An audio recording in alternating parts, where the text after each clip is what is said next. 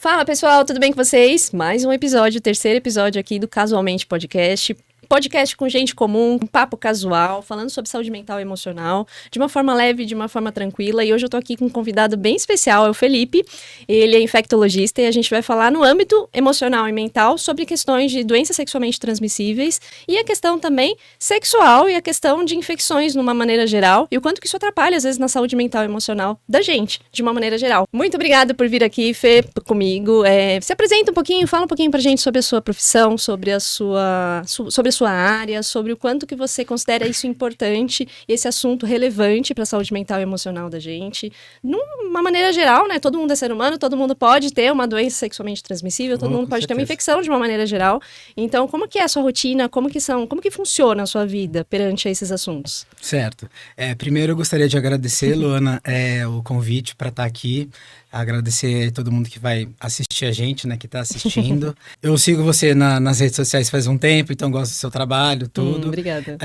Saúde mental é uma coisa que chama muito a minha atenção, eu gosto de estudar, né, obviamente não sou um especialista na área, mas como um tema de saúde interessa muito.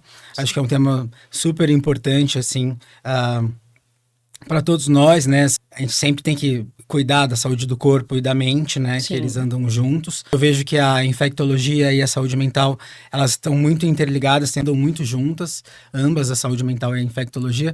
Porque eu atendo pacientes, a maioria deles, assim, que chegam para mim, estão num sofrimento psíquico grande. Importante. Né? Independentemente do diagnóstico, se é uma coisa recente, um sofrimento agudo, né? Um sofrimento psíquico agudo, ou um sofrimento psíquico, assim, mais crônico, que a gente vai aliviando, né? Com o tempo, né? Sim. Às vezes é um trabalho conjunto meu com o psicanalista, com o psiquiatra. Sim. Junto. É muito comum. Então, tem bastante coisa pra gente conversar hoje, né? Eu quero tirar várias dúvidas com você. Você talvez comigo. Eu também com você. Exatamente. E talvez o pessoal que tá assistindo a gente também tenha as mesmas dúvidas que eu tenho. Né, com relação à sua área, você que tem a minha área, a gente junte tudo e tire dúvidas minhas, suas e do pessoal. É isso aí. E aí, falando sobre essa questão de infectologia, falando sobre essa questão de doenças sexualmente transmissíveis, é um grande medo, né, ainda nas pessoas, de uma maneira geral. Sim. Mesmo a gente sabendo como se proteger, a gente entende também que não está 100% no nosso controle. Eu entendo isso porque eu já atendi muitas pessoas que vieram até mim, tanto com HIV quanto com outras questões sexualmente transmissíveis, e vem com o psicológico bem abalado, porque muitas dessas pessoas, contrário do que a sociedade pensa, que é uma promiscuidade 100%, que é uma irresponsabilidade 100%, são pessoas que às vezes eram casadas, são pessoas que tinham um casamento super sólido, fidedigno, e aí acaba descobrindo que tinha uma traição, e nessa traição ela contraiu, né, o vírus. Sim, uma traição do parceiro ou da parceira. Exatamente. Isso mexe muito com a cabeça de todo mundo que contrai, né, o vírus, seja qual for. Eu percebo o psicológico muito abalado nesses casos, porque em alguns momentos a gente sabe, por exemplo, o HIV, que é algo que a pessoa vai conviver o resto da vida. Sim. E aí nisso vai precisar ter uma construção mental e emocional que leve a pessoa a uma aceitação sobre ela e sobre essa nova vida que ela vai ter perante também a sociedade. Porque a pessoa encara que, imagina, se numa normalidade a gente já quer ser aceito, já quer ser validado, já quer pertencer. Então, quando vem uma condição nova, putz, aí a gente fala, nunca mais vou transar na minha vida, eu nunca mais vou ter relação sexual, eu nunca mais vou ser amado, nunca mais vou ser aceito. Sim. E aí vem essa dor muito grande. Como que é pra você nessa questão, o atendimento das pessoas? Elas chegam muito abaladas nesse aspecto com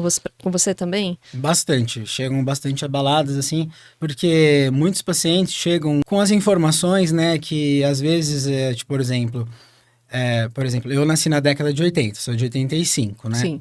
Então, os meus pais me ensinaram informações sobre o HIV que hoje em dia estão desatualizadas, por exemplo. Sim. E tem muitas pessoas, por exemplo, da minha idade, que tiveram essas informações dos pais e não foram buscar mais outras informações. E essas pessoas não estão erradas. Às vezes elas não tiveram oportunidade, às vezes elas não tiveram interesse, Sim. né? Às vezes elas simplesmente não foram buscar. E que não quer dizer que os pais dela estavam errados de ensinar que o HIV era uma sentença de morte, que o HIV, que você tinha que rejeitar outras pessoas com HIV. Ter medo dessas Ter pessoas. medo dessas pessoas, porque lá na década de 80 e 90, que não tinha tratamento, né? Realmente era uma sentença de morte, né? Sim.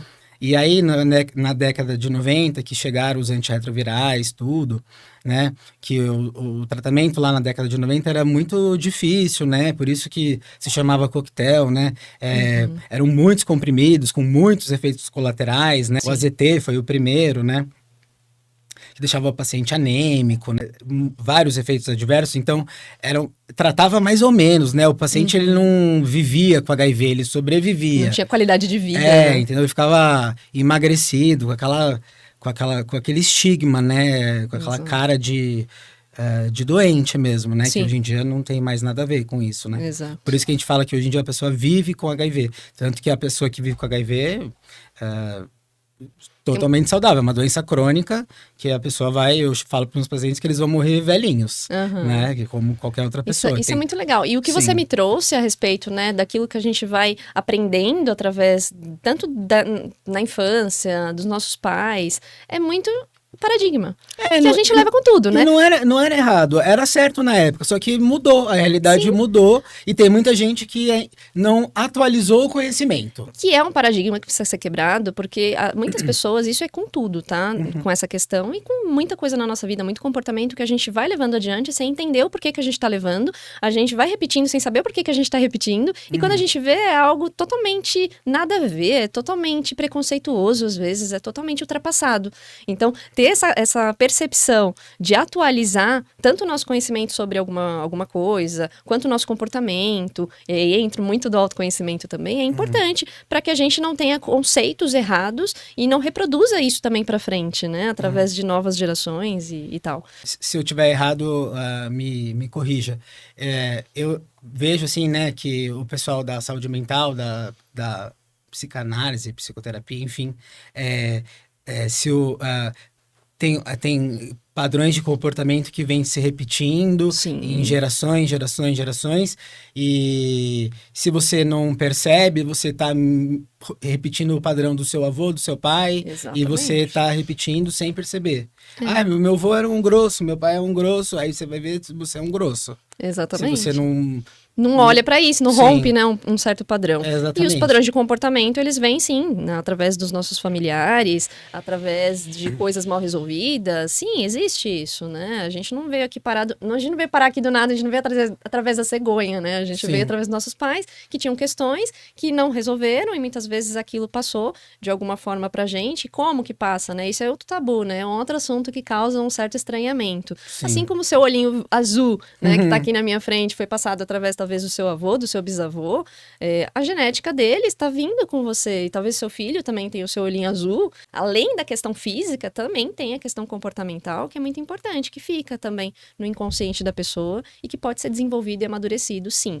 E aí, quando a gente fala sobre o emocional dessas pessoas, a aceitação que é necessária ter nesse novo ciclo de vida, a gente está falando de uma forma ativa, de duas profissões que podem trabalhar juntas para conseguir solucionar uma questão importante desse paciente. Então, é uma coisa muito ampla, não é o paciente da psicanálise, não é o paciente do infecto, não, é o paciente que pode ser atendido em conjunto para chegar num resultado legal, para chegar num resultado bacana. Assim como às vezes tem um nutricionista, às vezes como eu fiz no episódio passado com uma dentista. Então, tudo está conversando a todo momento e é super importante que a gente se abra também como profissional em todas as áreas para a gente escutar uma percepção diferente, uma percepção nova. E eu tô aprendendo aqui com você, porque tem muitas coisas que eu não sei, que eu não entendo. E eu queria entender se dentro de você, a maioria das pessoas que te procuram, que chegam até o seu consultório, foi através do quê? Tá muito envolvido com droga ou não? Isso aí é um preconceito? Tá muito envolvido com uma irresponsabilidade ou não também? Isso é uma visão errada? Qual que é? Tem um padrãozinho? Ou não? Não tem? É uma coisa muito solta. O que eu sempre digo é que, assim, Luana, o se infectar pelo HIV é muito sorte e azar. Tá. Eu tenho pacientes que falam que iam super bem de camisinha, deram, assim, uma, duas moscadas, né? Sim. Ou porque beberam um vinho a mais e não usaram. E falam que foi aí que se infectaram, entendeu? Então, assim, eu não vejo isso como uma irresponsabilidade, entendeu? Quem nunca bebeu um vinho a mais e esqueceu de usar o preservativo, sabe?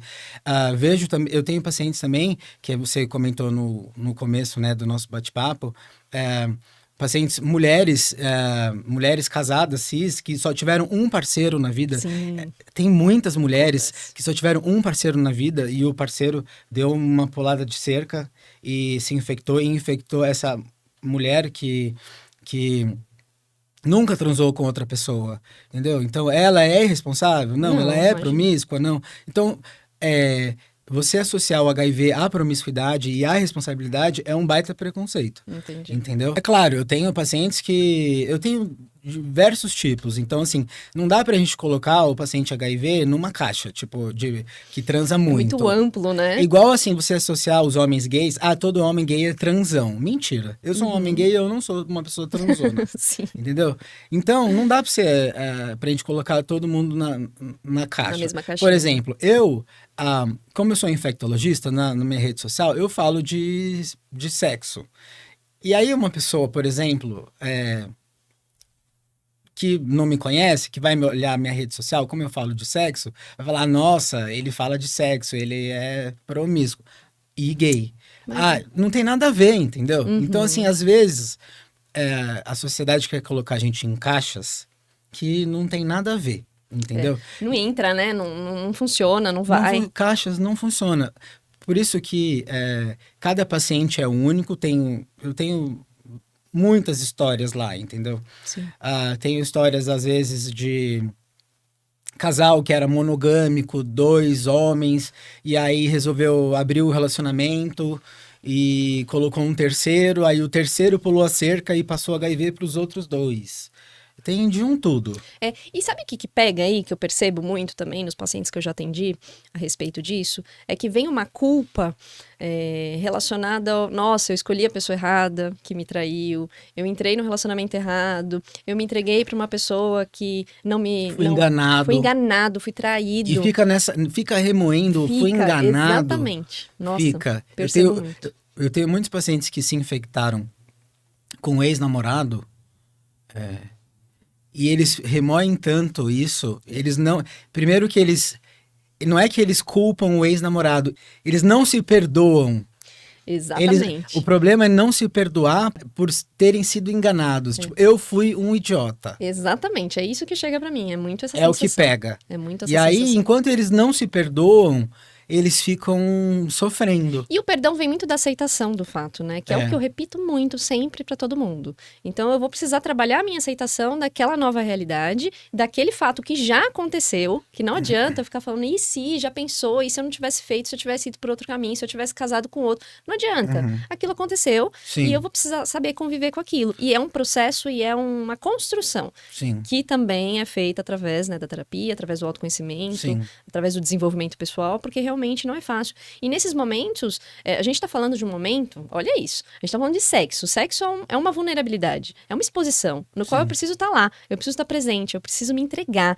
Então vem a culpa, ela vem em dobro, porque, nossa, eu me entreguei. Não é me entregar numa fala, não é me entregar num segredo que eu contei, não, é corporal, é mental, é emocional, é até espiritual, às vezes. Sim. E a pessoa Me traiu a minha confiança. É horrível, pega todos os traços. Sim. E aí também toca em muitas questões do passado, né, dessa pessoa. A gente não pode esquecer que todo mundo tem uma história, todo mundo tem uma fragilidade, todo mundo tem um medo, todo mundo tem uma dor. Então, quando acontece algo desse tipo, a primeira coisa, onde que vai bater? Lá. Mesmo que não tenha nada a ver, vai bater lá. Quantas vezes eu tô andando e aí batia o meu dedinho na quina da parede e comecei a chorar porque minha avó morreu. Mas o que tem a ver o dedinho na quina da parede? É porque lembrou, porque pegou em uma coisa que não tá bem resolvida. Sim. Então, assim, vem um acúmulo muito grande de coisas nessa hora de vulnerabilidade. Sim. E a aceitação é uma coisa que precisa ser trabalhada. Sim.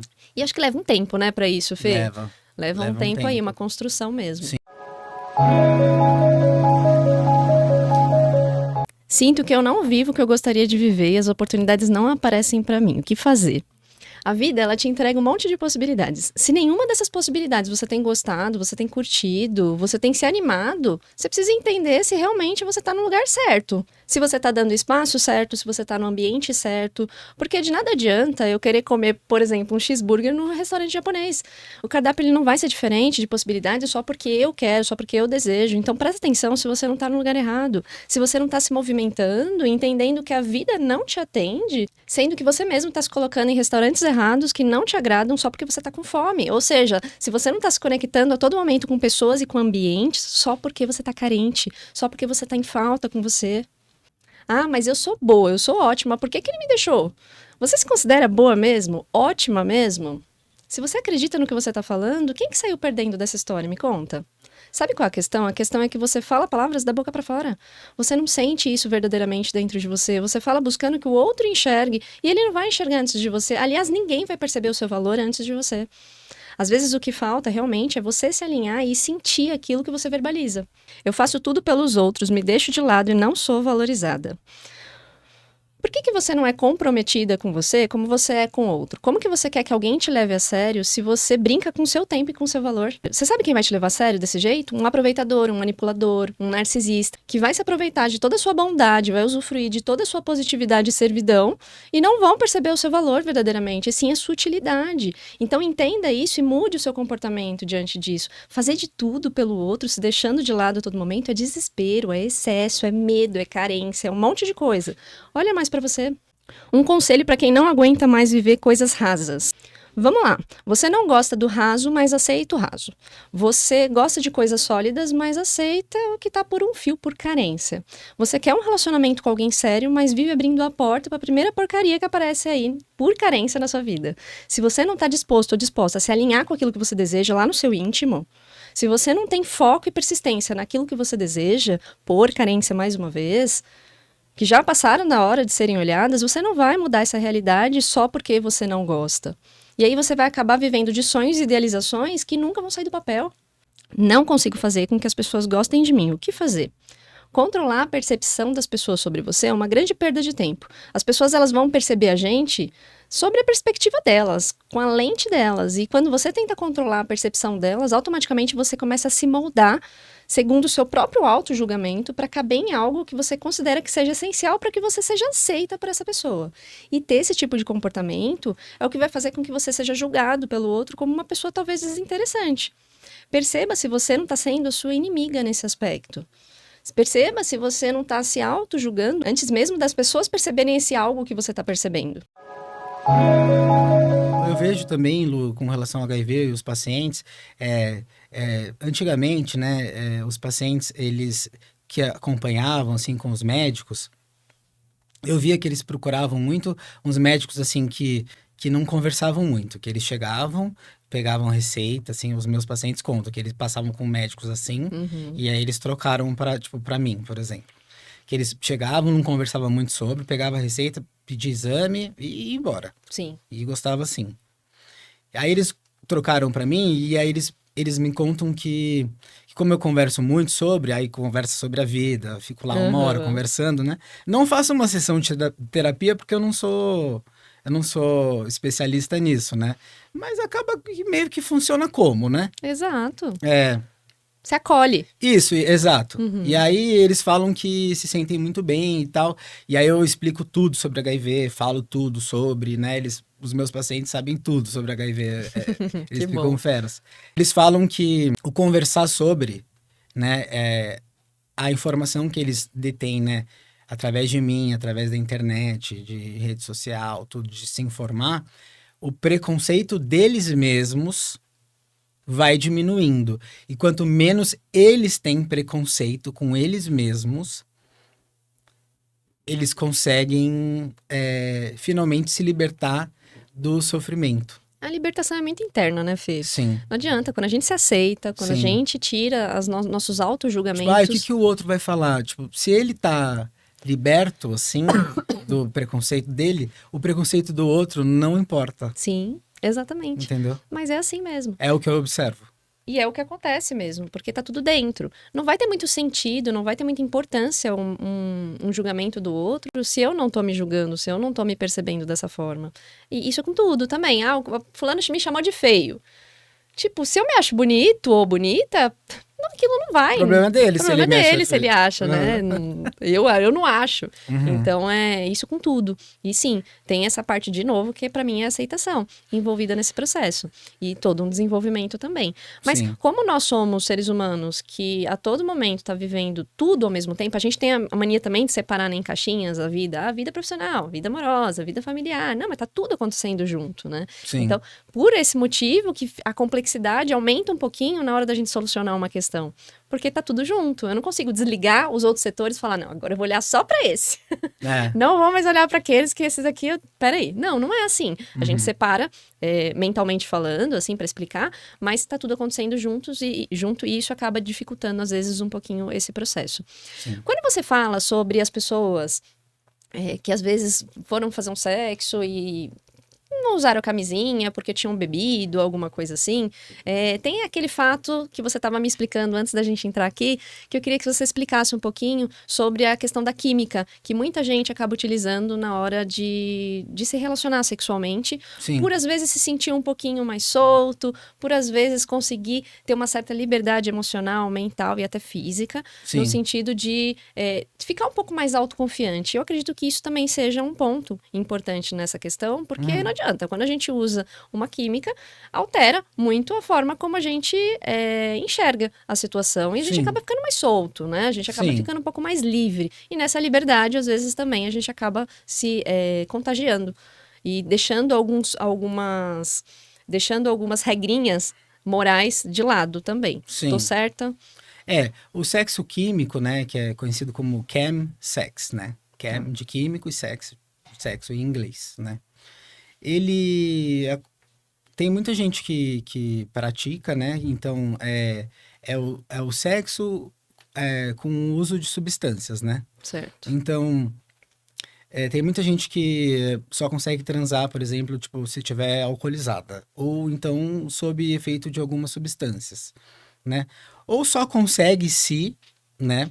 Eu acho que se você só consegue transar se você tiver sob efeito de alguma substância, eu acho que já temos um problema. Com certeza. Né? Mas muita gente usa substâncias para aumentar o prazer da relação sexual. Se o uso dessa substância, né? Esse uso se torna um abuso, né? Por exemplo, toda vez que você vai transar, você tem que usar. Aí eu acho que já tem que acender uma luzinha. Sim. Né? Sim.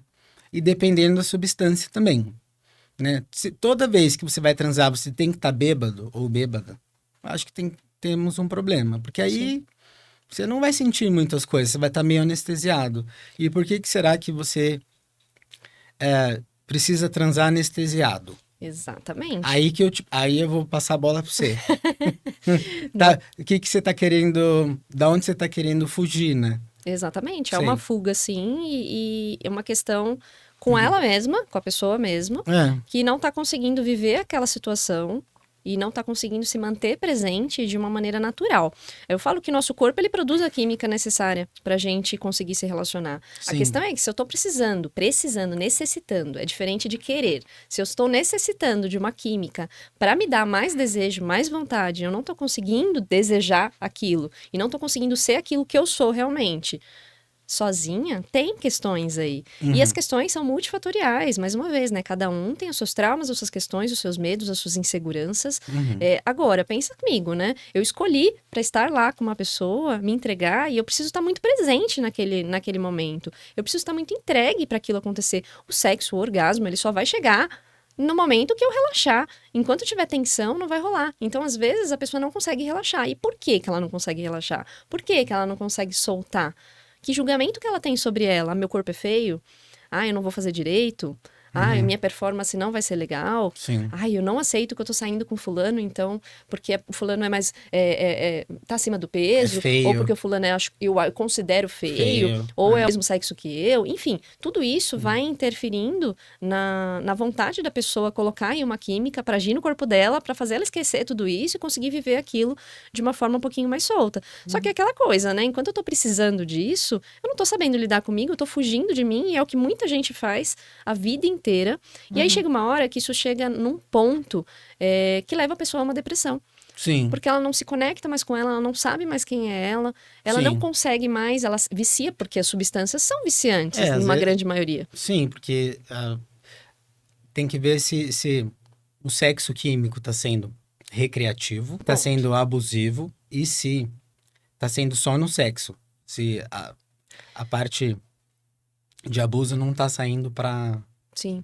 para E aquela coisa, vida né? social, né? Ok. E aí o uso de substância de forma recreativa, né? Até que ponto a pessoa consegue segurar isso? Até que ponto e que cabeça ela vai precisar ter desenvolvida ao ponto de entender que aquilo é recreativo? Uhum. Aí que tá. A realidade que eu enxergo hoje nas pessoas, na grande maioria, é que não tem responsabilidade para isso, não.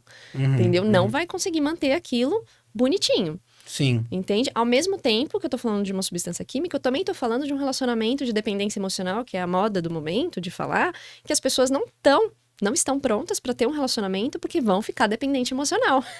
Uhum. Porque não sabem lidar também com aquela questão e estar presente com aquela pessoa, recebendo um determinado afeto, carinho e atenção, vai fazer com que elas queiram aquilo muito, muito, muito, porque tem uma falta muito grande dentro de si. Então, o mesmo acontece com a substância, o mesmo acontece com pessoas, para você ver como o trabalho ele é interno.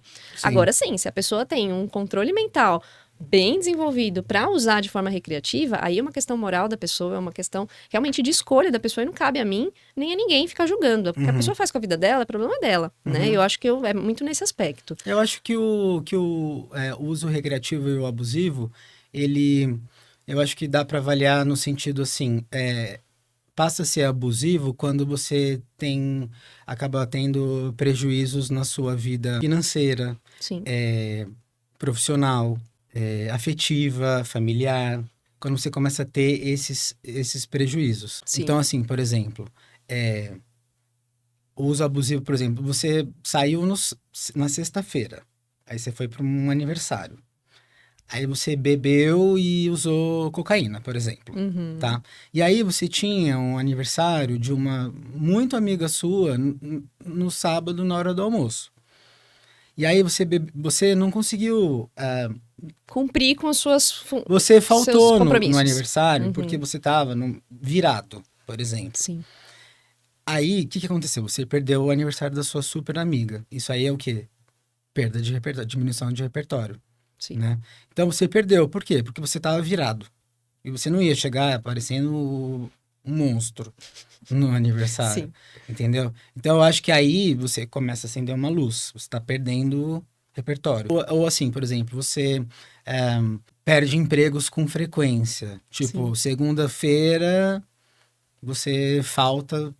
Mas sabe qual é o Com problema, Fê? frequência. Quando a gente chega nesse ponto de começar a perder, já tá lascada a pessoa. Tá lascada? Entendeu? Já tá lascada, porque ela já perdeu o controle, ela já não consegue. Então, o Entende? uso abusivo. Exato, já tá abusivo. exato. Mas se chegou no uso abusivo é porque não tem mais. Não tem como a pessoa manter, sabe? Já não tá aquilo. recreativo, tá abusivo. Exatamente. Aí tem que tomar atitudes mais enérgicas. Sim, exato. Só que você consegue perceber que tudo começou lá atrás. Ah, sim, há né? muito tempo. Começou há muito tempo no uso recreativo. Então, sim. é uma tensão muito grande que realmente a gente tem que ter. E aí, quando a pessoa tá sobre o uso da química, muitas vezes pode acontecer. Primeiro, que dá aquela sensação super boa na hora, mas depois vem uma ressaca, né? E eu acho que a ressaca física e também vem uma ressaquinha emocional, Sim. né?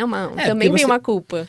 Vem emocional e também porque você acaba mexendo nos seus neurotransmissores. É químico Exato. mesmo, né? Então falta neurotransmissor lá na sua fenda sináptica, serotonina, enfim, e aí você dopamina. E aí você fica estático no sofá, não consegue nem fazer nada, né? É muito ruim, né? É uma sensação muito ruim depois, né? Que tem que também ser avaliada pela pessoa. E aí, tá valendo a pena essa parada? Sim, a ressaca dengue, né? Exatamente. Que o povo fala tanto na internet, né? Minha ressaca tá parecendo dengue. Opa! Aí o povo fala, é porque eu tenho 30 a mais. Será que é 30 a mais? Ou porque você não tá tomando 3 garrafas de vinho e Exatamente, tá usando totalmente um desidratado. MDzinho, entendeu? Também, exatamente. Sem julgar, né? Aham. Mas é isso. Mas é complicado, né, Fê? É.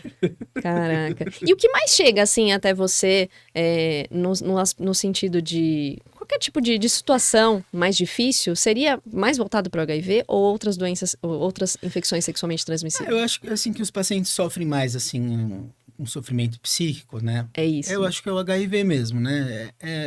Como o sofrimento psicossocial assim é muito grande ainda, né? Por conta do preconceito, estigma ainda, pela sociedade não ter se atualizado ainda, Exato. porque com relação ao HIV que indetectável é igual intransmissível, então quem trata há mais de 6 meses com antirretroviral não transmite para sob nenhuma forma sexual, né? Então, sexo oral, vaginal, anal, não transmite. Quem trata o HIV, quem vive com HIV, não transmite por nenhuma forma, né, sexual.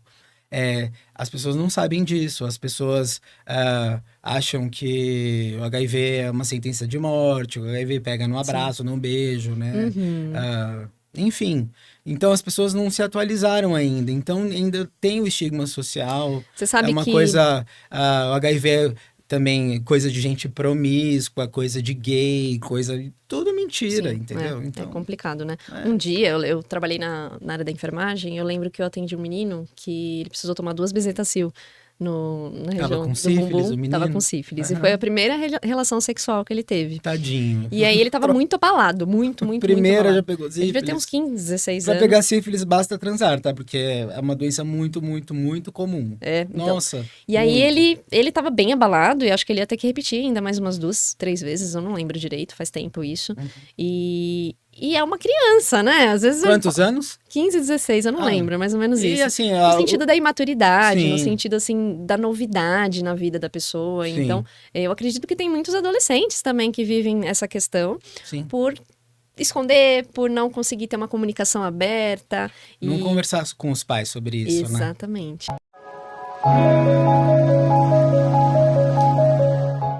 Tenho medo de me posicionar pro meu namorado e ele ficar agressivo. Tá, vamos lá. Se você tá com medo de ser quem você realmente é, ao lado da pessoa que você escolheu pra ser sua parceira ou seu parceiro, tem alguma coisa de errado aí. Se você a todo momento fica pisando em ovos, se a todo momento você precisa ficar se moldando pra pessoa não surtar, pra pessoa não brigar, pra pessoa não discutir com você, se a todo momento você tem que reprimir a sua fala, as suas vontades, os seus desejos, pra pessoa não ir embora da sua vida, desculpa. Esse relacionamento ele tá longe de ser saudável. E isso a longo prazo vai te trazer vários problemas emocionais. E de verdade, nem você nem ninguém merece viver um relacionamento desse, por carência, por medo ou por qualquer outra coisa. Presta atenção naquilo que você tá fazendo com a sua vida. A gente veio sozinho pra essa vida, a gente vai sozinho dessa vida. Eu costumo dizer que a vida é uma caminhada. Isso aqui é estrada, não é morada. Preciso de um conselho. Eu apostei num relacionamento que já me dava sinais de que iria me machucar, mas eu achei que comigo seria diferente. Então vamos lá. Você sabia como essa pessoa era, você sabia a fama que essa pessoa trazia, só que como você era incrível, maravilhosa, amorosa, super parceira, você achou que com você seria diferente, não é mesmo? Mas não foi. Foi igual, até pior do que toda a fama que você sabia dessa pessoa. Você se arriscou, você tentou, você viveu a experiência que você queria. Só que tudo isso teve um preço, não é mesmo? Isso te causou, isso te custou caro. Isso te custou a sua saúde mental, a sua alegria, o seu brilho, a sua felicidade. Mas deixa eu te falar uma coisa, não é por esse motivo que você deve deixar de se relacionar com as pessoas. Mas é por esse motivo que você deve prestar um pouquinho mais de atenção nos sinais quando você for se relacionar de novo com uma outra pessoa. Eu errei com a minha amiga, fui folgado com ela, opinei sobre a vida dela e ela se sentiu julgada e não me quer mais na vida dela. Gente, a gente precisa saber se colocar no nosso lugar para que não venha uma pessoa de fora às vezes e coloque a gente, porque vai ser muito mais desconfortável. Tudo tem limite e o limite do outro é diferente do nosso. A gente precisa entender por onde a gente está percorrendo. A gente tem que entender onde a gente está entrando muitas vezes. Veja se você não está ultrapassando esses limites para que depois você não fique chateado quando a pessoa te colocar no seu lugar. Opinião a gente dá quando é solicitado, quando é pedido. Opinião, se a gente quer dar e não foi solicitada, a gente precisa pedir se a pessoa quer, independente de ser amigo ou não, tá? Fora isso, opine sempre sobre a sua vida, sobre as suas atitudes, sobre os seus comportamentos, e não sobre o outro. Opine sim quando a outra pessoa estiver ultrapassando os seus limites. Se impor e se opinar nesses casos é super normal, é super saudável. Agora, opinar e se impor a respeito da vida do outro é o que tá errado. E é o que causa problema na amizade, é o que causa problema no relacionamento amoroso. E aí a gente entra numa questão aí dos abusos, né? Que rolam também nessa parte da vida, tanto na infância quanto na muito. adolescência, que é muito grande, é maior do que a gente Traumatiza pensa. muito, né? Traumatiza demais. Você atende pessoas assim? Eu atendo bastante gente. Olha, eu diria assim que 20% dos meus pacientes foram Caramba. abusados. Olha só. Tanto na infância ou às vezes até um pouquinho mais na vida adulta, assim, no início da vida adulta. Homem, mulher ou os dois? Homem e mulher, os É dois. mesmo? Os dois. E geralmente o abuso tá dentro de casa ou tá no vizinho. É sempre assim. Ou é o vizinho, ou é tio, ou é primo, ou é pai, ou é mãe. Entende? Então, assim, é muito comum dentro de casa. E é uma situação muito complicada, porque nem sempre o familiar que a pessoa que a pessoa tem coragem de contar, apoia, acredita. Sim, vai falar que é mentira Fala da que é criança. mentira, exatamente. Terrível. Então é um ponto aí que atrapalha bastante na relação sexual quando a pessoa cresce, né? Eu costumo dizer que quando a gente tem um abuso na infância, quando uma pessoa, ela ultrapassa, ela invade, né, a privacidade dessa pessoa de uma forma muito invasiva mesmo, né, de uma forma muito abusiva, muito brusca, essa pessoa, quando cresce, ela tem a tendência a encarar toda a intimidade como um abuso. Então, ela fica um pouquinho mais receosa, ela fica com um pouco mais de medo. Então, todas as pessoas que sofreram algum tipo de abuso na infância, ou até qualquer tipo de abuso, tá? Mas o sexual, que é uma questão muito forte também, precisa buscar desenvolver um pouco da comunicação. Sabe por quê, Fê? O que eu percebo é que as pessoas, elas crescem, elas acham que aquilo tá bem resolvido, até a página 2, aquilo tá ali adormecido dentro delas, elas começam a se relacionar, só que algumas coisas lembram aquele abuso e elas não verbalizam. E aí aquilo se torna outro abuso, porque eu faço uma coisa que eu não tô me sentindo bem, eu faço uma coisa que aquilo não tá me deixando à vontade, e aí eu forço, ou seja, é outro abuso pro meu corpo, e aí a pessoa começa a entender, tipo, eu não gosto de sexo, eu não gosto de ter relação, eu não quero namorar. Sinto falta. Eu não sinto, eu não quero ninguém mais na minha vida. E não é não necessariamente isso, mas a pessoa também, ela não sabe. Então a comunicação é super importante, só que aí a gente entra num outro tabu. A pessoa que sofreu um abuso, ela não quer falar disso. Não quero. Muito difícil ela querer falar disso, muito menos com o parceiro, que deveria ser algo normal, porque é uma pessoa que eu escolhi você para ser o homem que vai estar ali, ser meu parceiro. Sim. Então, eu, dentro de mim, entendo que eu preciso saber conversar de assuntos que são vulneráveis para mim. Só que não é a realidade hoje em dia. Então, a pessoa fica quietinha, não conta aquilo, a pessoa não tem como ajudar também, que poderia ser muito bom, muito legal, e aí atrapalha muito a relação na vida adulta. Então, todo mundo, né, que vive essa problemática, que vive essa situação, o que precisa desenvolver primariamente é o processo terapêutico no sentido de se ir soltando, porque a memória ela vai estar ali, a gente acha que a gente vai esquecer, né? Não, vai esquecer, não vai esquecer. Caramba. Aquilo vai estar ali sempre presente na cabeça dela. A questão é que aquilo não vai ser sentido, porque o sentimento eu vou estar trabalhando, a emoção eu vou estar trabalhando, então a memória vai estar ali. Só que vai ser uma memória mais pra frente que não vai causar dor, não vai gerar aquele sentimento de dor e sofrimento. É muito diferente disso. E a pessoa pode até ajudar outras pessoas nesse aspecto também. Então. E imagina quantas pessoas que são abusadas e que também adquirem também alguma infecção sexualmente transmissível nesse aspecto, que é pior ainda, né? As pessoas não falam muito, mas o pessoal começa a vida sexual assim costuma meio cedo, assim, né? 15, 16. Ah, sim, hoje em dia acho que sim, né? Acho que na nossa época é um pouquinho mais tarde, né? O meu, Sei, o meu foi 18. eu também, pra mim foi mágico, foi 20. Eu fui lerdo pra tudo. Eu era muito menina, eu era muito criança, eu gostava de brincar, eu gostava de me sujar, eu gostava de correr. Eu nunca fui muito ligada em nada disso, eu queria mesmo aproveitar a minha infância. Tá certo. Mas hoje em dia é diferente, né? É uma geração que já mudou, não tem também como a gente julgar, né? Senão a gente vira aqueles velhos chatos. Sim, Mas que tem que tomar cuidado e tem que ter comunicação entre os pais e os adolescentes, é algo importante. A gente tava falando desse menino, né? Puxando pra sífilis, que eu falei que é uma IST muito comum, eu acho que é a mais comum, né? A sífilis. Eu atendo muito, muito, muito. Se pudesse colocar no pódio, quais seriam as mais? A sífilis é disparado. Sífilis disparado. Sífilis, gonorreia e clamídia. Esses 3. Caraca. Sífilis, gonorreia e clamídia, disparado. Eu acho que eu não conheço uma pessoa que não tenha me procurado que não tenha tido gonorreia, principalmente homem. Em homem. Gonorreia, a gente não Em entende. homem, mulher, em qualquer ser Gonorreia. transante. Eu vejo bastante homens com gonorreia. Muito, nossa. Muito, muito, muito. Todo dia. Então, sífilis, gonorreia, clamídia. E assim, né, a prevenção, as ISTs, elas existem desde que mundo é mundo e desde que as pessoas começaram a transar, entendeu? Sim. As pessoas não... Ninguém sai falando, né? Eu já tive sífilis, eu já tive isso, já tive aquilo. Ah, Ninguém sim, sai falando, né? Porque as pessoas relacionam ainda muito IST à culpa e à sujeira. A sujeira Né? é uma coisa que eu percebo muito. A sujeira, tipo, ai, tô me sentindo sujo, né? E você lembra, por exemplo, esse negócio de tô sujo, lembra daquele filme Estação Carandiru, que o Rodrigo Santoro fazia uma travesti Eu lembro. na cadeia? E aí ele namorava um baixinho da cadeia, que eu não lembro. Eu não assisti, mas eu lembro desse personagem. E aí tinha o Drauzio Varela, né? Que é aquele médico super famoso, sim, né? sim. Maravilhoso, sou fã dele, inclusive. Que ele atendia os pacientes da cadeia, né?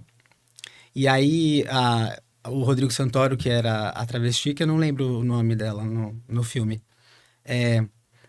namorava esse pequenininho, e o pequenininho descobre que tava com HIV. E aí ela falou, não, ferrou, porque eu vou estar também, porque a gente transa, né, e tal.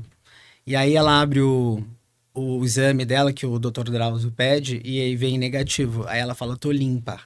Caraca. Na época, né? Sim. E esse tô limpa pegou muito, né? Tipo, tô sujo, tô Putz, limpo. verdade. Nossa, eu nunca tinha associado isso. Tô sujo, tô limpo. Então, esse negócio do HIV estar sujo, né? De ser infectado. Impuro. De soro positivo. Então, a nomenclatura vivendo com HIV veio para dar para trazer uma leveza aí para as pessoas. Uma outra coisa que eu acho bacana também de você explicar um pouquinho aqui pra gente, pras pessoas, a fim de conhecimento, é a diferença, que pode ser muito básico pra você, mas que pra muitas pessoas talvez não seja. Pode falar. Que é a questão do HIV e da AIDS. Tá. Que as pessoas também colocam tudo no mesmo pacote, na mesma coisa, né? Que é soro positivo, aidético, né? Tudo, né? Exatamente. Então, não é um termo que a gente... Primeiro, assim, a diferença do HIV e da AIDS, né? A AIDS é a doença avançada, desenvolvida. Então, a infecção pelo vírus do HIV, se não tratada e não diagnosticada, quando avançada, né? Porque o vírus do HIV vai atacando as nossas células TCD4, que é um tipo de soldadinho de defesa, digamos assim. Vai atacando e as nossas células TCD4 vão morrendo. E a nossa imunidade vai caindo, né? E aí, quando chega num patamar menor do que 100, o paciente desenvolve a síndrome da imunodeficiência adquirida, que é a AIDS. Tá, importante. Então, isso é AIDS. Sim. Então, viver com HIV, tratar, tomar um remédio, ter um CD4, a célula TCD4 de 500, 600, 1000, 1500, é uma pessoa vivendo com HIV, assintomática, que é a maioria das pessoas que tratam, entendeu? E é uma outra coisa que, por ignorância, eu não sabia, fui saber há pouco tempo atrás, que essa questão quando a pessoa tá tratando bonitinho, né, a questão do HIV, ela fica sem transmitir, eu não sabia disso. Sim, ó. Entendeu? Tá vendo? Olha que doido, né? Não sabia. Então, muita gente não sabe de muitas informações, e isso gera mais julgamentos e mais julgamentos. Então, assim, eu acho que trazer aqui pra nossa conversa, nesse sentido, nesse aspecto de saúde mental e emocional, é importante porque é um medo muito presente nos jovens, é uma desinformação nos velhos. Sim, uma desinformação, né? Que só precisa dessa pequena atualização. Atualizou, o preconceito lá para baixo. Ele vai para baixo, exatamente. É isso que a pra gente baixo, quer, né? pra zerar, menos né? julgamento. A gente que não vive essa problemática, essa situação, né? A gente que não vive essa questão, eu acho que a gente precisa ter um pouquinho de cuidado no julgamento, um pouquinho de cuidado nas palavras, porque só quem tá vivendo, quem vive, eu acho que sabe a dor que ela encara já socialmente falando, às vezes até com familiares que não aceitam, que excluem. Então, se às vezes, numa normalidade, já é difícil e a gente já se sente sozinho, imagina quem vive uma situação dessas. Então, assim, a gente precisa trazer um pouquinho do acolhimento, um pouquinho do amor também, né? Eu acho que tá em falta nesse mundo um pouquinho do amor. Tá Eu acho que isso é uma questão que a gente precisa olhar. E, finalizando, eu acho que a questão sexual não é uma coisa suja, não é uma coisa proibida, muito pelo contrário, é uma coisa que tem que ser vivida de forma inteira, com respeito sempre a nós mesmos. Sim. Eu acho que isso tem que existir. Forma porque é o nosso consentida corpo. das pessoas com mais de 18 anos, Exatamente, né? consentido entre duas pessoas. Isso. E tem que ser uma experiência bacana, tem que ser uma experiência gostosa, tem que ser uma experiência responsável, legal, porque senão a gente cai num ponto aí de abuso, a gente cai num ponto aí de várias questões Manipulação, negativas, abuso. manipulação, exatamente. E não é normal isso, tem muita gente que acha que é normal. Inclusive, eu atendo muitas pessoas que nunca tiveram orgasmo. Caramba.